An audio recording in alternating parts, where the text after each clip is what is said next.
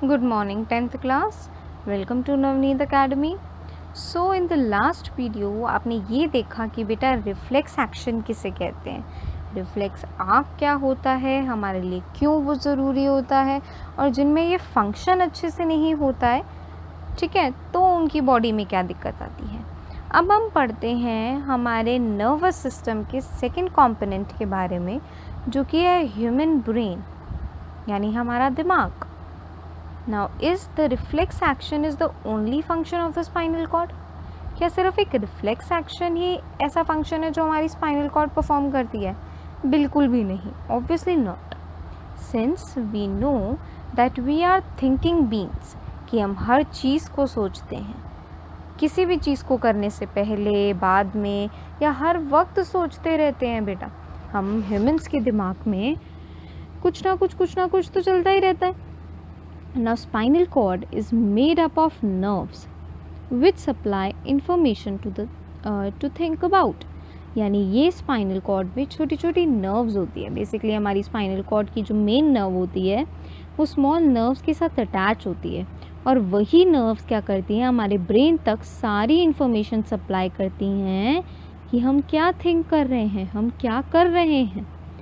Now thinking involves more complex mechanism and neural connection, ठीक है, क्योंकि आपकी पूरी बॉडी उस वक्त उस चीज़ को सोच रही होती है। Now these are concentrated in the brain which is the main coordinating centre of the body. वही तो हर चीज़ देखता है कि आपकी बॉडी अच्छे से फंक्शन कर रही है या नहीं कर रही है ना। Now the brain and the spinal cord constitute the central nervous system, है ना, यही दोनों मिलकर बनाते हैं। और जो हमारा थर्ड कंपोनेंट होता है बेसिकली वो हमारी नर्व्स होती हैं, जो इन दोनों को अटैच करके रखती है, एक दूसरे से कंबाइन करके रखती हैं। They receive information from all parts of the body and integrate it, और फिर ये स्पाइनल कॉर्ड क्या करती है, ये सिग्नल ब्रेन तक पहुंचाती है, ठीक है। ब्रेन इसको प्रोसेस करता है with the help of your neurons, and then आप थिंक कर सकते हो किसी भी चीज़ के बारे में। Okay, we also think about our actions. हम जो लिख रहे हैं या अभी जो मैं आपको बोल रही हूँ आप वो सुन रहे हैं, you are thinking about that.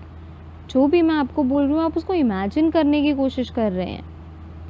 Talking, बातचीत, moving a chair, clapping at the end of a programme are all examples of voluntary actions, ठीक है, which are based on the decision what to do next. एक बात बताओ बच्चा, आप लोग को पता होता है कि किसी भी प्रोग्राम के एंड में अब हमें क्या करना है, क्लैप करना है। कैसे पता हुआ होता है? क्योंकि आपका ब्रेन सोच रहा होता है कि okay now the programme ends, अब मुझे रिस्पॉन्स करना है, और वो रिस्पॉन्स आपका क्या होता है, your voluntary action is clapping, क्योंकि आप सोचते हो क्लैप करने के लिए, आप सोचते हो अब मुझे अपने हैंड्स को मूव करना है, ठीक है, और ये ब्रेन रिफ्लेक्स एक्शन करता है कि आपकी मसल्स जो हैं वो अपने आप मूव करनी शुरू हो जाती हैं, है ना। Yes, so the brain also has to send message to the muscles, तभी तो आप क्लैपिंग करते हो। बेसिकली ब्रेन आपको जब इजाज़त दे देता है ये चीज़ करने की, so your muscles will automatically move. अगर आपको वॉकिंग करनी है, आप सोचते हो ठीक है अब मुझे चलना चाहिए, मूव करता हूँ मैं, तो वो सिग्नल मसल्स तक जाता है और फिर मसल्स मूव करती हैं। This is the second way in which the nervous system communicates with the muscle. और फर्स्ट हमारा रिफ्लेक्स एक्शन था। The communication between the central nervous system and the other part of the body is facilitated by the peripheral nervous system. अब peripheral nervous system जो क्या है, consisting of cranial nerves arising from the brain and the spinal nerves arising from the spinal cords. यानी basically आपकी जो brain की nerves होती हैं बेटा, उन्हें हम बोलते हैं क्या, क्रैनियल नर्व्स, और स्पाइनल कॉर्ड की नर्व्स होती हैं हमारी स्पाइनल नर्व्स। अब ये दोनों आपस में अटैच्ड होती है, ठीक है। अब ये दोनों आपस में मिलकर आपका पेरिफेरल नर्वस सिस्टम बनाती हैं, जो मेनली आपके बॉडी के whole function, your thinking process, तुम्हारा पोस्चर कैसा होगा, इस पर एक्ट करता है. That allow us to think and take actions based on that thinking.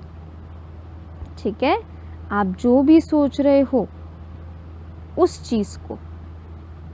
Okay, now as you will expect, this is accomplished through a complex design with different parts of the brain responsible for integrating different inputs and outputs. अब ऐसा नहीं है कि brain पूरा एक organ है, brain में भी छोटे छोटे पार्ट्स हैं जो हर एक पर्टिकुलर फंक्शन को परफॉर्म करते हैं. ठीक है, चलो उन सबको पढ़ते हैं बेसिकली वो क्या हैं, क्योंकि हमारी बॉडी में डिफरेंट चीज़ों के लिए डिफरेंट पार्ट्स बने हुए हैं. ऐसे हमारे ब्रेन में भी डिफरेंट इनपुट्स एंड आउटपुट्स के लिए, थिंकिंग के लिए अलग पार्ट है. ठीक है, आपका पोस्चर कैसा होगा, आपका बैलेंस के लिए अलग पार्ट है. ये सारी चीज़ें अलग अलग पार्ट्स में डिवाइडेड हैं. So your brain has 3 such major parts और रीजन्स जिन्हें आप कह सकते हो. First is your forebrain, your midbrain and your hindbrain. Forebrain सबसे आगे वाला portion, your forehead portion. Midbrain middle portion of your brain and hindbrain is your last, the backward portion of your brain. अब इनको एक एक करके चलो पढ़ते हैं. See this is your brain basically. ये आगे का पोर्शन, ये तुम्हारा फोर ब्रेन, तुम्हारा फोरहेड वाला पोर्शन. ये मिडिल रीजन है तुम्हारा सारा क्या, हिंड ब्रेन, मिड पोर्शन है ये. और ये जो है आपका सबसे लास्ट में आपका क्या होता है, हिंड ब्रेन. ये वाला पूरा रीजन आपका जो बैकवर्ड होता है.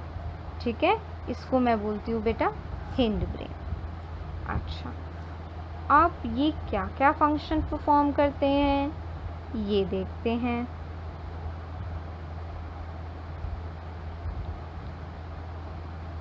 Okay. Now the forebrain is the main thinking part of the brain. यानी forebrain ही किसी भी चीज़ को सोचने समझने की शक्ति होती है बेटा बेसिकली इस forebrain में. ठीक है, it has regions which receive sensory impulses from various receptors. Separate area of the forebrain are specialized for hearing, smell, sight and so on. आप मैम आपको कुछ बोल रही हैं, आप उस चीज़ को विजुलाइज करने की कोशिश करते हो, उस चीज़ को समझने की कोशिश करते हो. वो समझ में कैसे आई आपको, आपने मैम की बात सुनी, यू हियर मैम वॉइस, है ना. नाउ अब वो आपके ब्रेन में जाएगी, वहाँ पर ये जो सेंसरी इम्पल्सेस हैं वो डिफरेंट रिसेप्टर्स, यानी सपोज यार हियरिंग रिसेप्टर वर्क कर रहा है तुम्हारा, और फिर वो सेंसरी इम्पल्सेस जाती हैं तुम्हारे ब्रेन में. अब यहाँ से वो ब्रेन उस चीज़ को इमेजिन करेगा. इमेजिनेशन के बाद तुम उस चीज़ को समझोगे, उसको थिंक करोगे, and this is the main function of your fore brain. ठीक है, तो इसके लिए भी हमारे फोर ब्रेन में सेपरेट एरियाज़ होते हैं. स्मेलिंग का अलग, साइट का अलग, हियरिंग का अलग, फीलिंग यानी और जब आपको कोई टच करता है उसका अलग. ठीक है, तो डिफरेंट जो आपके रिसेप्टर्स होते हैं उनके लिए डिफरेंट एरियाज़ हैं. These are special areas of association where this sensory information is interpreted by putting it together with information from all the other receptors as well as with information that is already stored in the brain. ठीक है, और यहाँ पर फिर वो information जो already आपके brain में है उसको और जो information अभी न्यू आई है यानी ओल्ड एंड न्यू को कंबाइन किया जाता है, और उस कॉम्बिनेशन के बाद ये पता लगाया जाता है कि उन दोनों का रिज़ल्ट क्या निकला. ठीक है, और जो आपकी पुरानी इन्फॉर्मेशन है वो बहुत इम्पॉर्टेंट रोल प्ले करती है उस चीज़ को समझने के लिए. ठीक है, अब हम स्टार्टिंग से ही एक बेबी को समझाते आते हैं कि जो हमारे ट्रीज़ होते हैं वो ग्रीन कलर के होते हैं, है ना, उनकी लीव्स ग्रीन होती है. बट अगर हम सबको तो पता है कि वो क्लोरोफिल की वजह से होती हैं, और जब लीव्स ग्रीन नहीं होती, यानी कुछ जो लीव्स होती हैं वो थोड़ी सी पर्पल होती हैं या कुछ येलो हो जाती हैं, तो इसका क्या मतलब है कि उनमें वो ग्रीन पिगमेंट कम होता है और बाकी पिगमेंट यानी फॉर पर्पल क्लोरोफिल यानी पर्पल जो है आपका पिगमेंट वो ज़्यादा होता है। बट अगर आप किसी बच्चे से पूछो कि क्या ये प्लांट है, उस चीज़ को डिनाई कर देगा।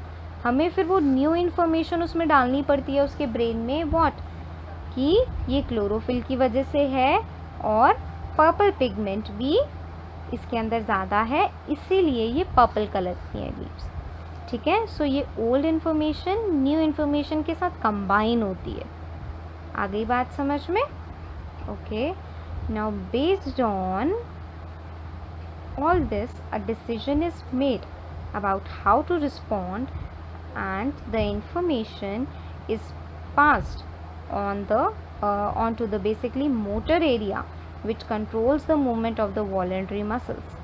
For example, your leg muscles, इनको फिर बाद में कंट्रोल किया जाता है जब आपका ये प्रोसेस पूरा वर्क कर देता है तो। ठीक है, तो ये इन्फॉर्मेशन आपके मोटर एरिया तक यानी मोटर मसल्स तक पहुंचाई जाती है। However certain sensations are distinct from seeing और हियरिंग। फॉर एग्जांपल, कैसे देखो, how do we know that we have eaten enough, हमारा पेट भर गया है, कैसे पता चल जाता है हमें? The sensation of feeling full is because of the centre associated with hunger, यानी वो थिंकिंग प्रोसेस जो आपका हंगर से रिलेटेड है उससे पता चल जाता है हमें, which is in separate part of the fore brain.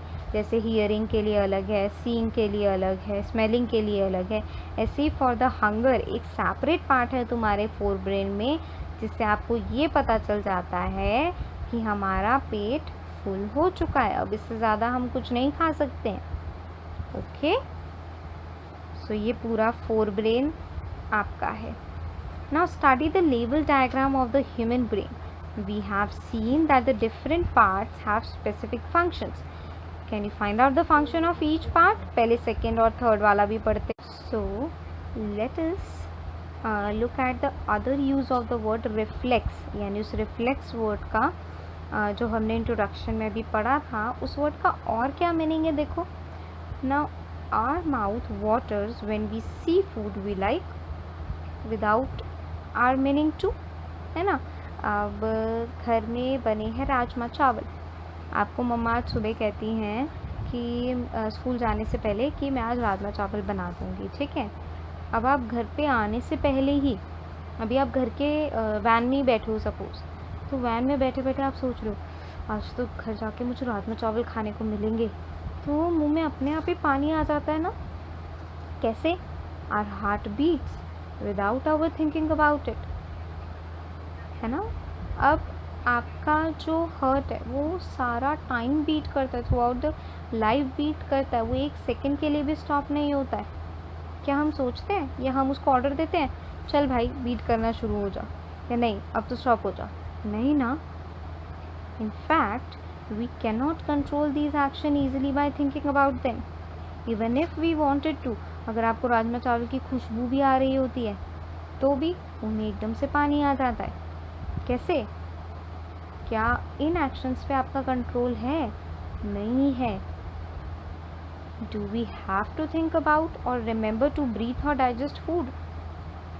क्या हमें देखना पड़ता है अंदर जाके या अपने सिक्स सेंसेस से कि अरे डाइजेशन हो भी रहा है कि नहीं हो रहा, या रेस्पायर करने के लिए भी हमें क्या करना पड़ता है, सोचना पड़ता है अब सांस लेनी चाहिए, नहीं अब छोड़ देता हूँ काफ़ी टाइम हो गई, ऐसा होता है? नहीं। ये सारी ऐसी चीज़ें हैं जिनके बारे में हम नहीं भी सोचते तो भी वो वर्क होती हैं अपने आप।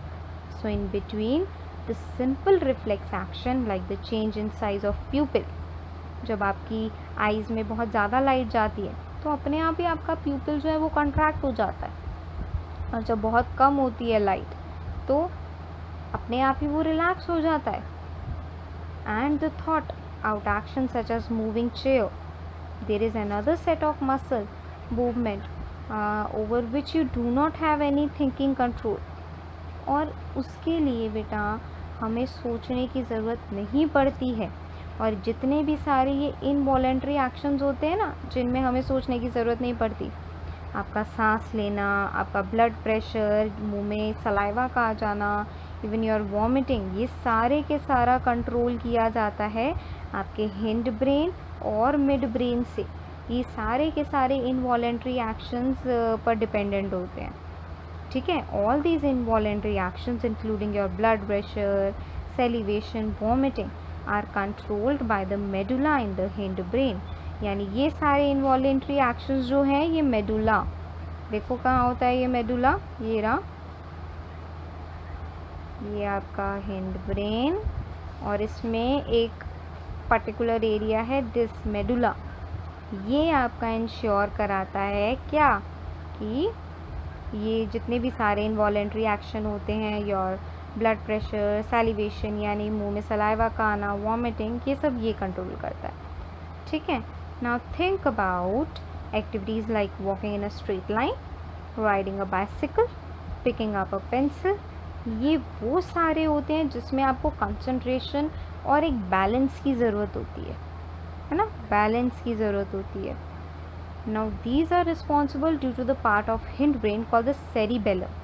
It is responsible for precision of voluntary actions and maintain the posture and balance of a body. ठीक है? Imagine what would happen if each of these events failed to take place if we were not thinking about it.